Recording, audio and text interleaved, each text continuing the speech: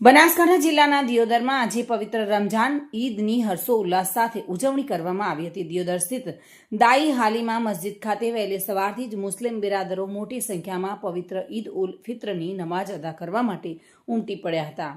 પવિત્ર રમઝાન માસ દરમિયાન નાના બાળકો, યુવાનો અને વડીલોએ શ્રદ્ધાપૂર્વક રોજા રાખીને અલ્લાહની ઇબાદત કરી હતી। આજે ઈદના પર્વ નિમિત્તે દાઈ હાલીમા મસ્જિદમાં વિશેષ નમાઝ પઢવામાં આવી હતી, જેમાં મૌલવી સાહેબ દ્વારા દેશમાં હિન્દુ મુસ્લિમ ભાઈચારો અને કોમી એકતા કાયમ રહે તે માટે ખાસ દુઆ માંગવામાં આવી હતી।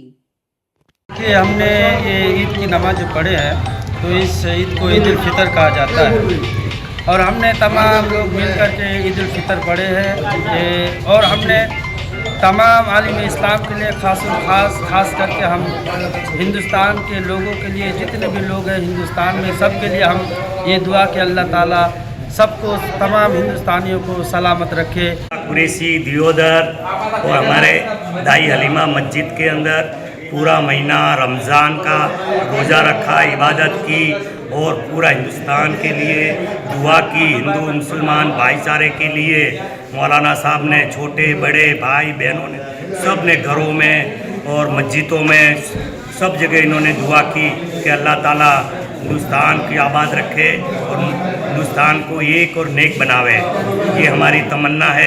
દિયોદર મસ્જિદમાં ઈદની નમાજ પવિત્ર રમઝાન માટે ભેગા થયા છીએ બધા અને દેશ માટે દુઆઓ પણ કરી છે। હિન્દુ મુસ્લિમ ભાઈની એકતા રહે અને સૌને ઈદ મુબારક।